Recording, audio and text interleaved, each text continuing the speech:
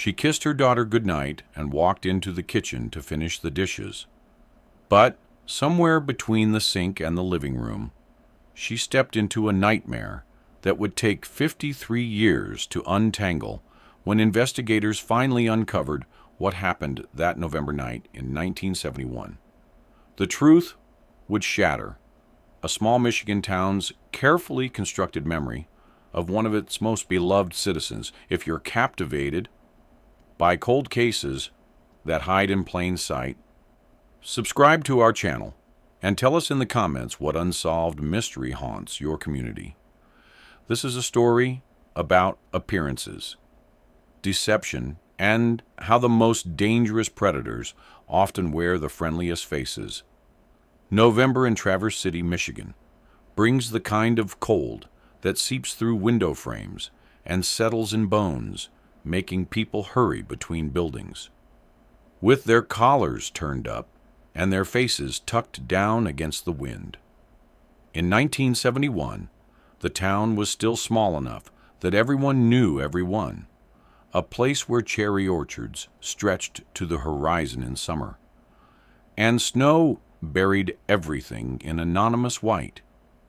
Through the long winters, the state hospital still dominated the hillside overlooking the bay, a massive Victorian complex where 1,000 patients lived behind brick walls and narrow windows, and much of the town's economy revolved around either the hospital or the tourism that trickled in during cherry season. Main Street was lined with two-story brick buildings that had stood since the lumber boom, modest shops selling hardware and groceries and clothing to the 12,000 residents who called the place home. It was the kind of town where people left their doors unlocked, where children rode bicycles until dark, without their parents worrying, where the biggest scandal usually involved someone's affair or someone's drinking problem becoming too public. But on the evening of November 14th, something happened that would crack that small town comfort. Like ice breaking on the bay, revealing dark currents that had always run beneath the surface, waiting for their moment to pull someone under. Carol Brennan was 28 years old, a nurse at Munson Medical Center, who worked the afternoon shift and lived with her 4-year-old daughter Amy in a rented house on 7th Street, a small 2-bedroom cottage with white siding and green shutters, set back from the road behind a cluster of pine trees that provided privacy from the neighboring houses. She had moved to Traverse City 3 years earlier after her divorce, fleeing the suffocating judgment of her hometown Lansing, where everyone knew she had left her husband because he drank, and sometimes when he drank, his hands became fists. She had chosen Traverse City because she had no connections. There, no family, no friends, no one who knew her story. A place where she could start fresh and build something better for Amy, who deserved more than a childhood spent watching her mother cover bruises with makeup and explain away split lips as accidents.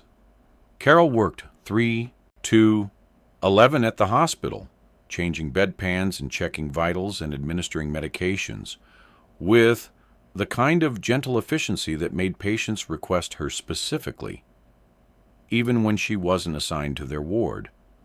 She was pretty in an understated way.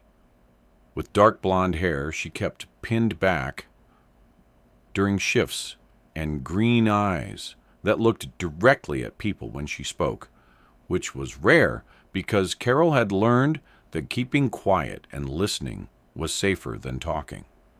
And potentially saying the wrong thing, she lived carefully within the boundaries of routine and predictability that she had constructed to protect herself and Amy from the chaos they had escaped. Each day followed the same pattern. Amy went to the babysitter at 2:30.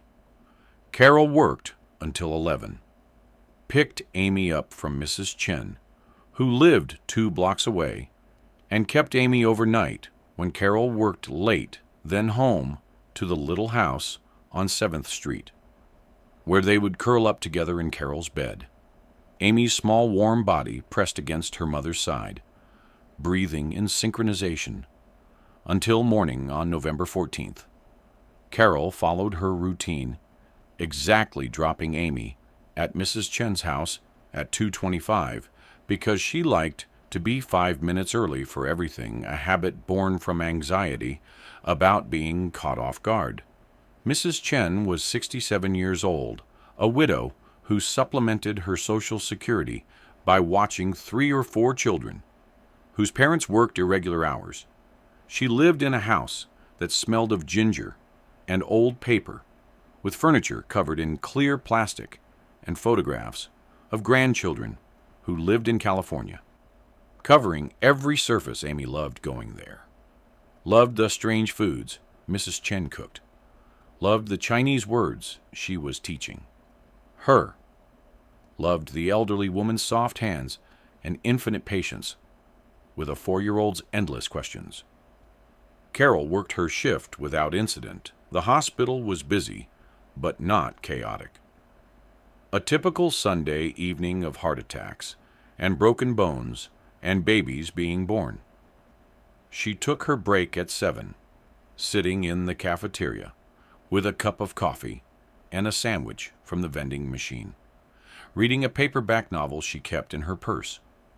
One of those romance books with a cover she was embarrassed by, but which provided brief escapes into worlds where women were swept away by passion rather than cornered by it. She clocked out at 11:05, walking to her car. In the parking garage, pulling her coat tight against the wind that cut through the concrete structure like a blade. The drive to Mrs. Chen's house took 8 minutes, through empty streets, past dark houses where families slept, unaware of the nurse making her way through the night to collect her child. Mrs. Chen answered the door in her housecoat and slippers as she always did. Amy asleep on the couch in the living room, wrapped in a crocheted blanket, her thumb in her mouth, though Carol had been trying to break her of the habit. She carried Amy to the car, buckling her into the back seat where the little girl stirred slightly but didn't wake, then drove the final 2 blocks home, parking in the driveway beside the house because the garage door was broken and she hadn't had money to fix it. The house was dark, except for the porch light she had left on that morning and the night light glowing in the kitchen window. She carried Amy inside the child's head, heavy on her shoulder, her breath warm against Carol's neck. She went directly to Amy's room, laying her in the small bed with its pink sheets and stuffed animals arranged along the wall, kissing her forehead and pulling the blanket up to her chin. Amy murmured something unintelligible and turned onto her side, clutching the teddy bear. She called Mr. Buttons, who was missing one eye and had a torn ear that Carol kept meaning to sew. Carol stood in the doorway for a moment, watching her daughter sleep, feeling the familiar mixture of love and terror that had defined her life since Amy's birth. The overwhelming need to protect this small person from all the sharp edges of the world, from men who drank too much from women, who gossiped too much from a society that would judge Amy for her mother's choices, for existing outside the boundaries of what was considered proper. She closed Amy's door most of the way, leaving it cracked so she could hear. If Amy called out, then walked to the kitchen, where the dinner dishes from earlier sat in the sink. Amy's plate with remnants of macaroni and cheese, Carol's coffee cup from the morning, the pan she had used to heat soup for lunch. She turned on the water, waiting for it to warm. Added dish soap, watched the bubbles foam up white and iridescent in the fluorescent light, and that was when she heard the knock at the back door. 3 soft taps, barely audible, over the running water. Carol froze her hands still in the soapy water, her body responding to danger before her mind could process it, because no one knocked on doors at 11:30 at night. No one came to back doors instead of front doors. No one who meant well anyway. She turned off the water and stood perfectly still, listening, hoping she had imagined it, hoping it was just the wind or a branch against the house. But then it came again. 3 knocks, slightly louder, and a voice she recognized, saying, "Carol, it's me. Open up. Please, I need to talk to you." And Carol felt her stomach drop, because she knew that voice knew who stood outside her door, knew that her careful construction of a new life had just collapsed like a house of cards touched by an unsteady hand. She dried her hands on a dish towel, moving automatically, while her mind raced through possibilities and implications and the terrible realization that some mistakes follow you, no matter how far you run. She opened the door, because what else could she do, and looked into the face of someone she had trusted, someone the whole town trusted, someone whose presence at her back door would require explanation, and she knew with the kind of certainty that comes from having survived danger before that she was in trouble, but it was already too late to close the door, to pretend she wasn't home, to protect herself from what was about to happen. The next morning, Mrs. Chen called the hospital at 8:15 when Carol didn't arrive to drop off Amy before her Monday shift. She spoke to the nursing supervisor, Janet Webb, explaining that Carol was very reliable, never late, never missed work without calling, and could someone check if she had come in early or called in sick? Janet checked the schedule, checked with the emergency department, checked the parking garage. Carol's car was not there, and she had not called the hospital. Tried calling Carol's house, but the phone rang and rang with no answer. And Janet felt the first prickle of concern, because Carol was exactly as reliable as Mrs. Chen said. Someone who never deviated from routine, who called if she would be even 5 minutes late, who had worked through flu and strep throat and a sprained ankle, because she needed the money and took pride in her dependability. At 10:30, Janet drove to the house on 7th Street during her break, parking behind Carol's car. In the driveway, and noting that the morning newspaper still lay on the front step, she knocked on the front door, and when no one answered, she walked around to the back, finding that door slightly open, which made her stomach tighten with apprehension. She pushed it fully open and called Carol's name, then stepped inside and found a scene that would haunt her for the rest of her life. The kitchen was destroyed, dishes broken on the floor, chairs overturned, blood on the walls and the linoleum, and the white refrigerator door. Carol lay near the entrance to the living room, her uniform soaked in blood, her body positioned in a way that made it clear she had fought hard before the end. And in the living room, crouched in the corner behind the sofa, was Amy. Alive, but not speaking, her pajamas spattered with blood that was not hers, her eyes wide and unblinking, her small body trembling with a kind of shock that had moved beyond tears into something deeper and more damaging. Janet stumbled outside and vomited in the bushes, then ran to the neighbor's house to call the police, her hands shaking so badly she could barely dial the number.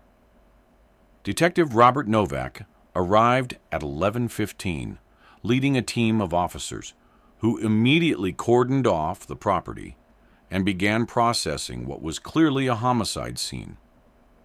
Novak was 45 years old, a veteran detective who had worked for Traverse City Police for 20 years, starting as a patrol officer and working his way up through investigations with a methodical patience that made him good at his job, even if it made him boring at parties. He had seen violence before domestic disputes that ended in tragedy, bar fights that went too far. But this was different. This was savage, impersonal, and directed at someone who, by all accounts, had no enemies and no connections to the kind of people who did this sort of thing.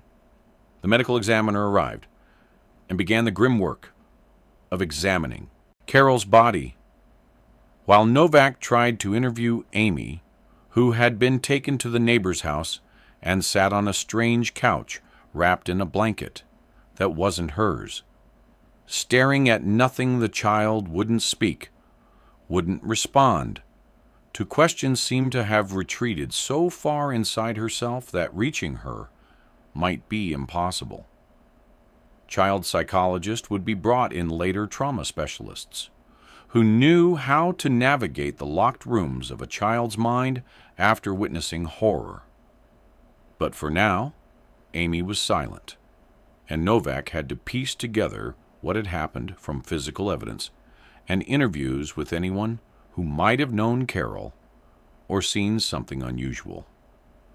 The evidence told a story of sudden violence.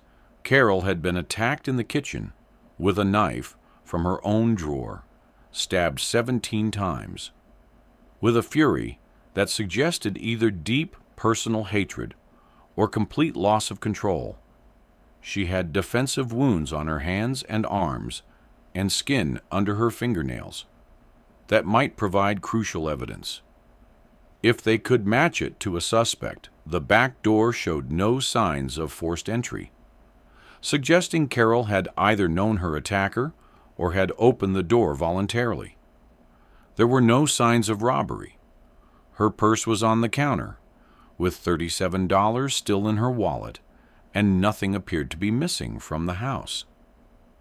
Neighbors reported hearing nothing unusual, though sound didn't carry well between the houses, especially with November winds covering noise. But one neighbor mentioned seeing a pickup truck parked on the street around midnight, blue or green, difficult to tell in the darkness, with what might have been a Munson Medical Center parking sticker on the windshield.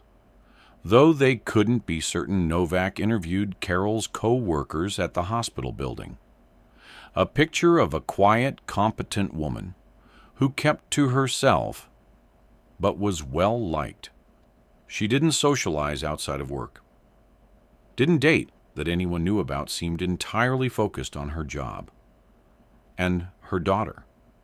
Several nurses mentioned that Dr. James Mitchell had shown interest in Carol, asking her to dinner multiple times, despite her polite refusals.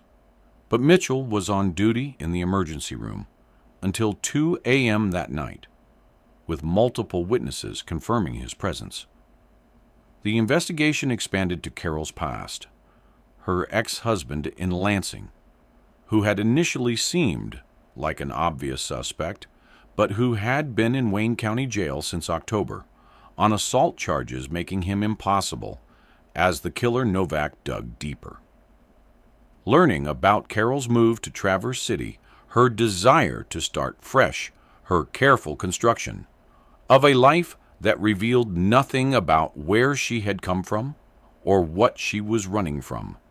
And the more he learned, the more he realized that Carol Brennan herself was something of a mystery, a woman who had appeared in town 3 years ago with a baby and a nursing degree and no history. Anyone could verify days turned into weeks. With no progress, Amy was placed with foster parents, specially trained to care for traumatized children. But she still wouldn't speak, hadn't said a word since that night, and doctors warned she might never recover her voice, that some traumas were too deep for a 4-year-old mind to process. The town was gripped by fear. Women stopped going out alone at night. Extra locks were installed on doors. Parents walked their children to school. instead of letting them walk alone. The newspaper ran daily updates that contained no real information, just recycled facts and speculation about who could have done such a thing to a young mother who had no enemies. Then, 3 weeks after the murder, Novak received a call from the state police in Lansing. A detective there had been reviewing unsolved cases and noticed similarities between Carol's murder and an attack from 1969, where a nurse named Patricia Hoffman had been stabbed to death in her apartment. The cases shared specific details: multiple stab wounds, no forced entry, no robbery overkill, that suggested personal rage. Patricia had also been a single mother, also worked at a hospital, also had no apparent enemies. And there was one more connection that made Novak's pulse quicken. Patricia Hoffman had worked at Lansing General Hospital at the same time as Carol, though Carol had been using her maiden name. Then Carol Peterson, the detective in Lansing, faxed Novak personnel records from the hospital, and Novak spent hours comparing staff lists, looking for connections between the two murdered women. And what he found was interesting. Both had worked shifts with a traveling surgical equipment salesman named Daniel Winters, who covered medical facilities throughout Michigan, demonstrating and selling new surgical tools, a job that would give him reason to be in hospitals, would make him familiar to staff, would provide cover for asking questions about employees. Daniel Winters was 38 years old, married with 2 children living in Grand Rapids, a respected member of his community who served on the church board and coached Little League. But when Novak dug deeper, he found cracks in that respectable facade. 2 arrests for assault in his 20s, charges dropped both times, a complaint from a girlfriend in college about threatening behavior that had been buried in university records, multiple job changes that seemed abrupt gaps in employment that Winters explained as career transitions, but which might have been something else. Novak didn't have enough for an arrest, but he had enough to start surveillance, to start asking careful questions, to start building a case. But surveillance required resources, and the trail was growing cold and without physical evidence linking Winters to either murder. It would be almost impossible to prosecute then. In January 1972, Amy spoke for the first time since the murder, sitting with a child psychologist in a room full of toys. She suddenly said, "The man with the tie," the man Mommy knew from work, and began crying the first tears she had shed. Since that night, it wasn't much, but it was something. And Novak knew that surgical equipment. Salesmen often wore ties that they would be people Carol knew from work, that a 4-year-old might remember such a detail, but remembering and testifying were different things, and a traumatized child's memory would never hold up in court. Novak needed physical evidence, needed something concrete to link Winters to the murder. But Winters was careful, had no criminal record beyond those early arrests, traveled constantly for work, with legitimate reasons to be in different cities, had alibis that were difficult to verify or disprove. The case stalled without enough evidence to arrest Winters. Novak could only watch as the man continued his life traveling between hospitals, selling equipment, being a respectable citizen, while Amy grew up in foster care, silent again. After that single breakthrough, her mother's murder, unsolved and seemingly unsolvable years passed. Novak retired in 1985 with Carol's case still open, a failure that haunted him through his remaining years.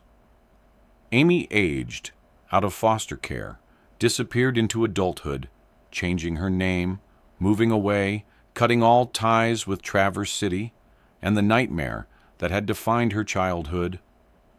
Daniel Winters continued selling medical equipment until retiring in 2001, moving to Florida with his wife, who either didn't know or didn't want to know what kind of man she had married. The case file gathered dust in the Traverse City Police Department archives, pulled out occasionally when new detectives reviewed cold cases, but always set aside as unsolvable without new evidence. Decades accumulated, Traverse City grew from a small town into a tourist destination. Cherry orchards replaced by subdivisions and shopping centers. The state hospital closed its massive buildings, converted into condos and shops, called The Village, at Grand Traverse Commons. The house on 7th Street was demolished in 1988, replaced by a commercial building that housed insurance offices, then a yoga studio, then sat empty as businesses failed and moved on, but DNA technology advanced, and in 2019 the Traverse City Police Department received a federal grant to review cold cases with modern forensic techniques. Detective Michelle Park, 32 years old with a degree in forensic science, began systematically reviewing unsolved murders from the department's history, testing preserved evidence that had been collected before anyone understood the future possibilities of genetic analysis. When she pulled Carol Brennan's file, she found something previous investigators couldn't have known: to look for skin cells preserved under Carol's fingernails. Evidence that in 1971 had been noted but not useful because DNA testing didn't exist. The cells were degraded but viable, and Park submitted them to the state lab for analysis, then uploaded the results to CODIS, the combined DNA index system that held genetic profiles from across the country. There was no immediate match, but Park was patient, understanding that DNA databases grew daily as more old cases were processed, as more arrests added new profiles, as genealogy websites expanded the possibilities for genetic investigation. She set up an alert for any matches and moved on to other cases, knowing that sometimes breaks came from patience rather than action. The match came in March 2024. Not from CODIS, but from a genealogy website where someone had uploaded their DNA looking for family history and inadvertently provided the key to solving 2 murders. The genetic profile matched the skin cells from Carol's fingernails close enough to indicate a father or son relationship, and through careful genealogy work, Park identified the source as Marcus Winters, age 54, living in Portland, Oregon, and working as an environmental consultant, the son of Daniel Winters, who had died in Florida in 2018, taking his secrets to the grave. Or so he thought. Park contacted Marcus Winters and asked for a DNA sample to exclude him from an investigation, explaining that his father might have witnessed something relevant to an old case. Marcus complied, confused but cooperative, and when his DNA proved he wasn't the source of the cells under Carol's fingernails, Park knew with certainty that Daniel Winters had been Carol's killer, but proving it required more than DNA from a dead suspect. Park needed to build a complete case to provide answers to a community that had lived with questions for 53 years. She dove into Daniel Winters' history with the obsessive focus of someone who understood that justice delayed was not necessarily justice denied. She found Patricia Hoffman's case file in Lansing and confirmed that Winters had been in that city during her murder, found records placing him at the hospital where she worked. She found 3 other similar cases in Michigan between 1968 and 1974. Single mothers, all nurses, or medical workers, all stabbed multiple times with no forced entry cases that had never been connected because they happened in different jurisdictions before computer databases made pattern recognition possible. Park tracked down Daniel Winters' widow, Ellen, now 81, and living in an assisted living facility in Tampa, suffering from mild dementia but still capable of conversation. Ellen remembered November 1971. Remembered her husband coming home late from a sales trip to northern Michigan with scratches on his face that he said came from helping a customer. Change a tire, remembered washing blood from his shirt, which he said was from a nosebleed. Remembered his strange mood for weeks afterward, which she attributed to work stress, but now understood differently. She had suspected, she admitted, but had been afraid to know, afraid of what knowing would mean for her children, for her life, for her carefully maintained illusion of normalcy. Park found employment records that placed Winters in each city. Where murders occurred, found credit card receipts that put him near the crime scenes. Found a storage unit in Grand Rapids that had been paid for continuously since 1975.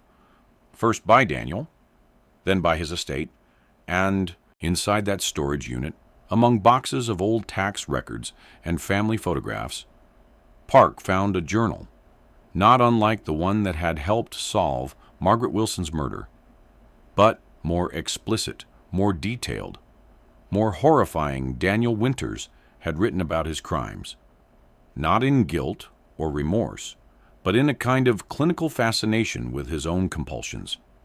He described selecting victims based on specific criteria. Single mothers who worked in medicine, who reminded him of someone from his past, though he never explained who he described. Watching them, learning their routines, waiting for the perfect moment when they would be vulnerable.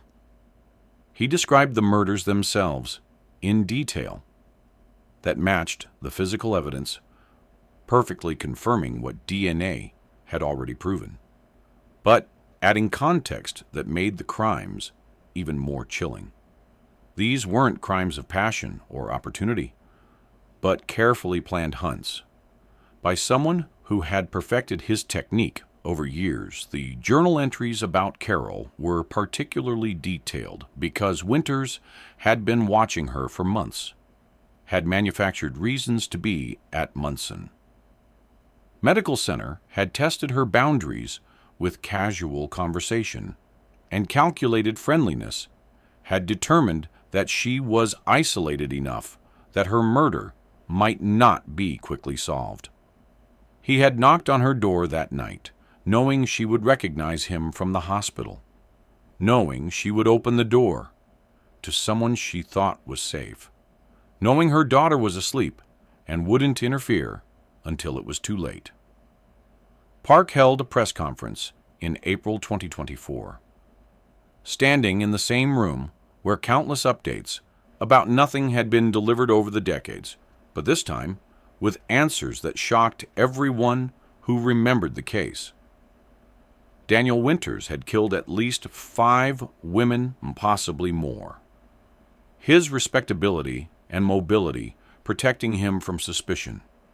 His victims chosen specifically because they were vulnerable, because they were the kind of women whose deaths might be dismissed as random violence rather than serial murder. Ellen Winters had suspected, but had chosen ignorance over action, becoming complicit through her silence, through her decision to wash the blood away and pretend it was nothing. Amy listened to the press conference from her home in Seattle, where she lived under a different name, working as a therapist specializing in childhood trauma, using her own broken history to help other broken children.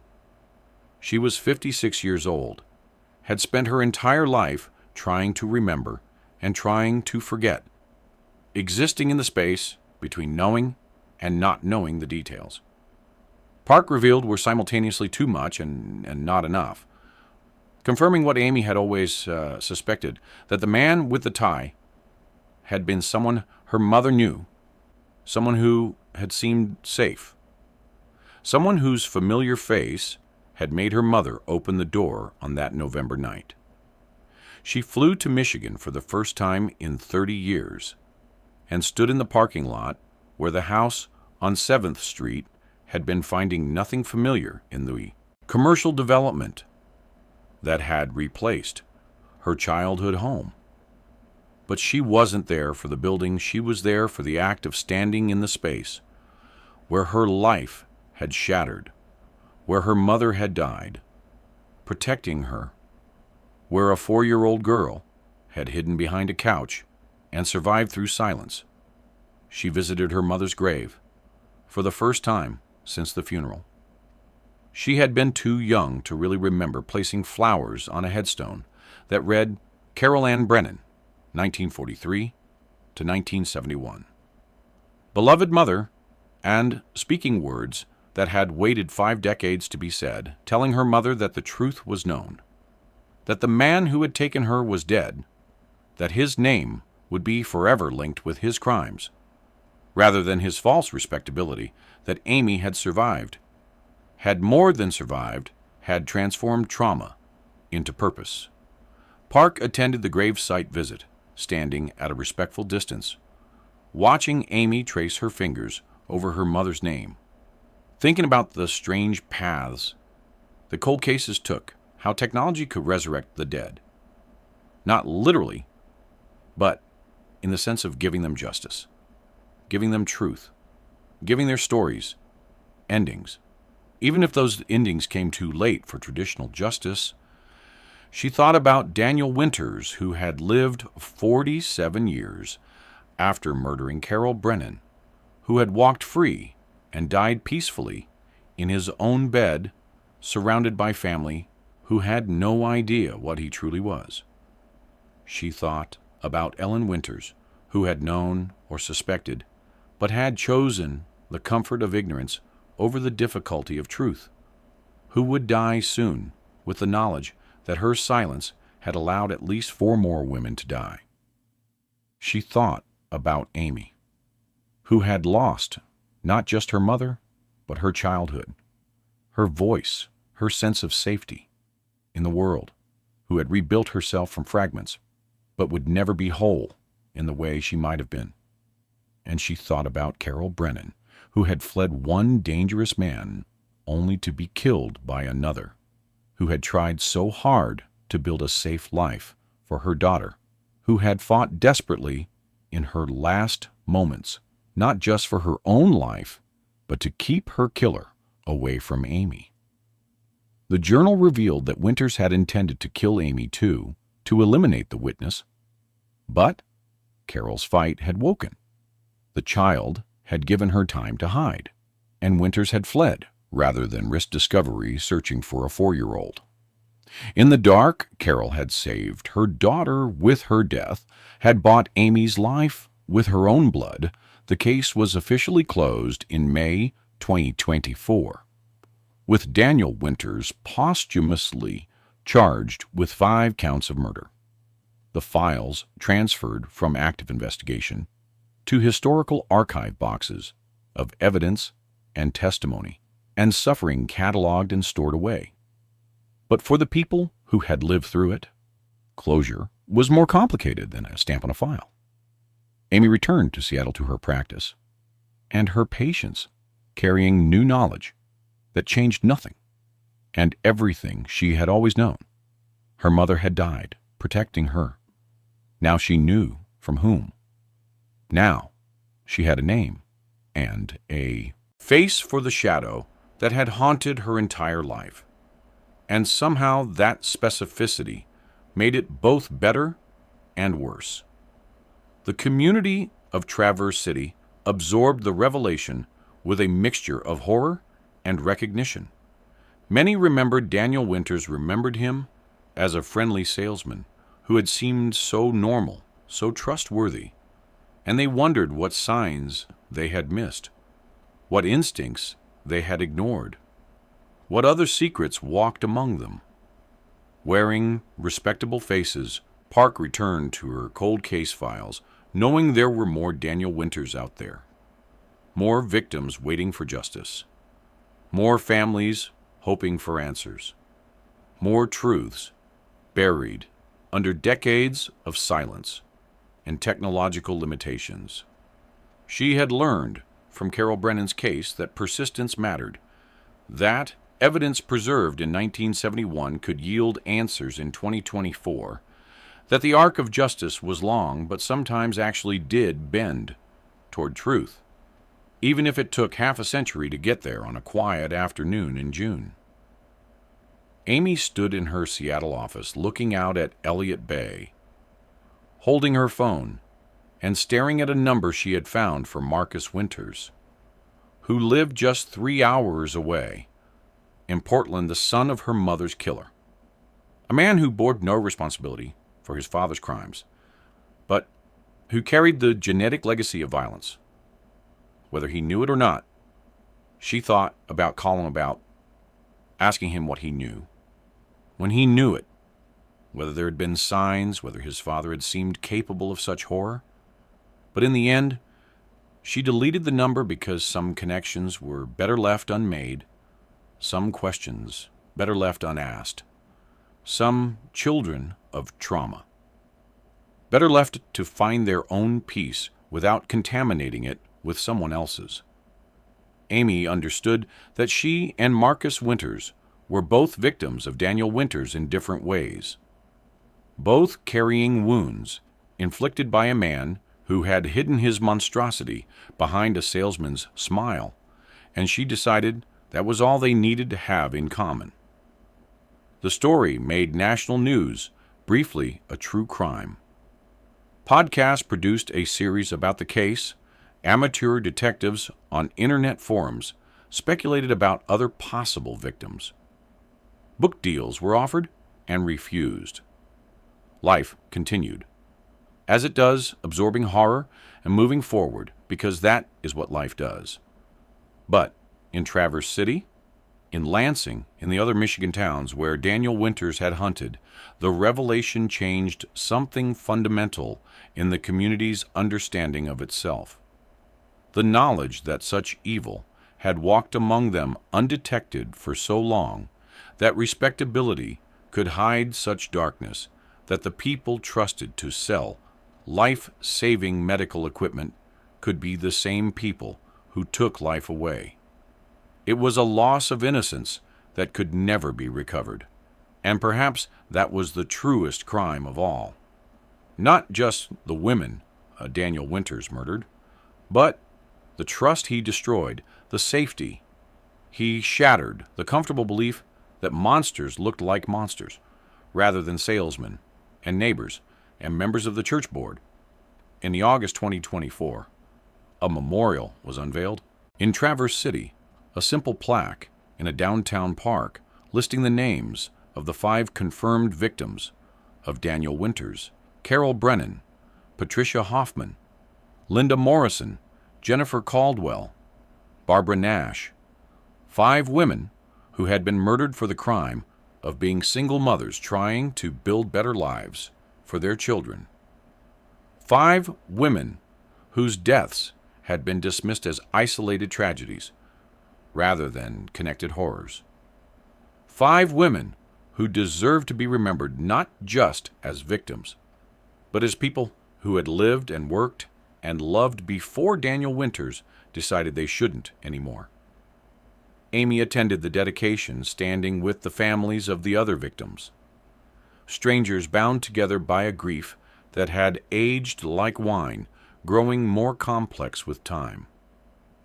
She didn't speak at the ceremony, her voice still, something she protected and used carefully, but she stood witness to the acknowledgement that these women had mattered, that their deaths meant something, that their killer's name would be forever linked with shame rather than respect.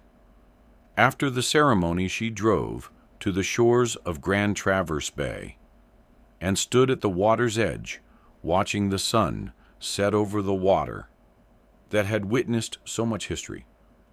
from Native American settlements, through the lumber boom, through the rise and fall of the state hospital, through murders and mysteries, and the slow revelation of truth. The water didn't care about human drama, but something about its indifference was comforting, a reminder that some things endured beyond individual tragedy, that nature continued its cycles regardless of human horror, that there was a world beyond trauma, even if you could never quite reach it. She thought about her mother, who would have been 79 if she had lived, who might have been a grandmother by now, who had been reduced to a case number and a newspaper headline and a statistic in someone's dissertation about violence against women, but who had also been a person who made bad coffee and read romance novels and kissed her daughter goodnight on November 14th, 1971, not knowing it would be the last time Amy carried that last kiss with her, like a talisman, a moment of perfect love before perfect horror. A reminder that tenderness could exist even in proximity to violence. And she thought about the fact that she had become a therapist, specializing in childhood trauma, that she had spent her life trying to heal wounds like her own, that every child she helped was in some way a conversation with her 4-year-old self, hiding behind a couch covered in her mother's blood, that Daniel Winters had tried to destroy her, but had only transformed her. And she wondered if that was victory, or just survival, and decided maybe they were the same thing. This story is a work of fiction created for educational and entertainment purposes. Only names, characters, events, and locations are products of imagination. Any resemblance to actual persons living or deceased or actual events is purely coincidental.